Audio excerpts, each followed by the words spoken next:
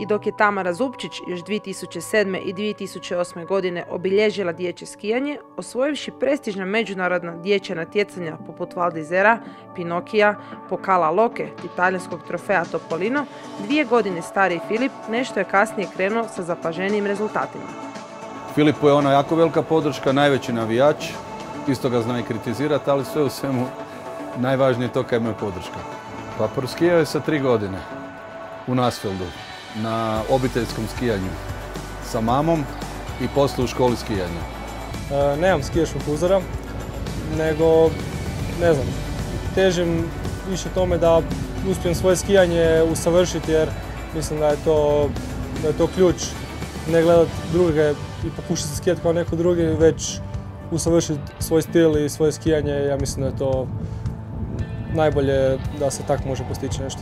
Sa Filipom sam od 2003. godine, u biti kad sam počeo raditi kao pomoćni trener u skijaškom klubu Medveščak.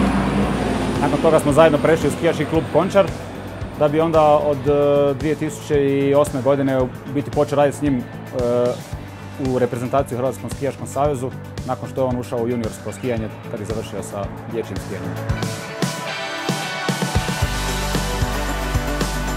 Super mi je s njim raditi, mislim, čim smo tako dugo izdržali zajedno, znači da nekako funkcioniramo i da klapamo.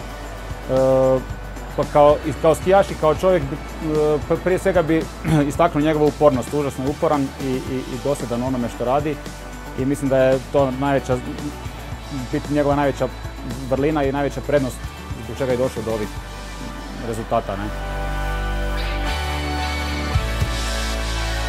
Nije mi teško biti trener i serviser u jednom, osim ponekad kad dobijemo puno novog materijala, na primjer, ili kad treniramo više disciplina u istom danu, onda zna biti malo problematično s obzirom da kad smo na skijanju ja odradim i kondicijski dio. Nakon prvog nastupa u natjecanjima Europskog kupa 2010. godine na Platku, za Filipa su 2010. i 2011. godina bile u znaku ozljeda.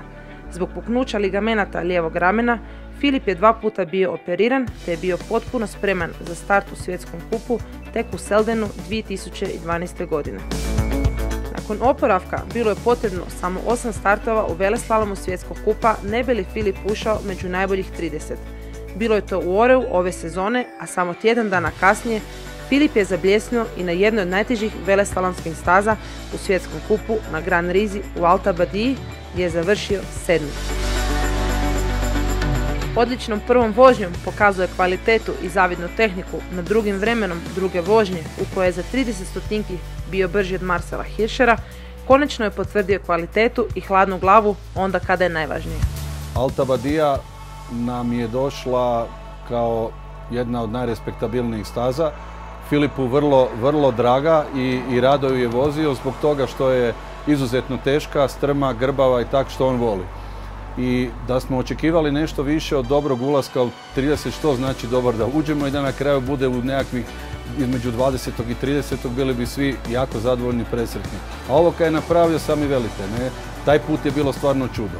Kasnije se bude tražilo od njega da se to ponovi, ali dobro, mislim da je za sad ovo i jako veliki uspjeh. Nisam previše razmišljao opće o utrci, to jest o nekakvim prevelikim očekivanjima, nek sam rekao, ajde, vidjet ćemo. Kak se odskijam, nek bude. I stvarno sam se dobro odskijao i ne znam, baš je bilo onak, točno se sve posložilo taj dan.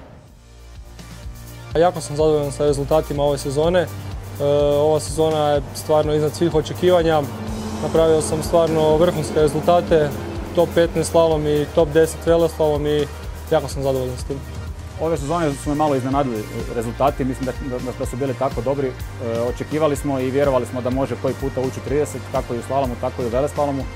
Koliko je to teško, to i vi sami znate na terenu, jer ih ima barem 50-ak koji svaku utrku očekuju to i mogu biti u 30. Tako da mislim da je to veliki uspjeh. Na svjetskom prvenstvu, htjeli mi to priznati ili ne, očekivanja su malo porasla. Filip je završio na 16. mjestu s osjećajem da može još bolje. Nakon svega jedno je sigurno, uskoro bi ponovno mogli dobiti veleslalomaša u top 15.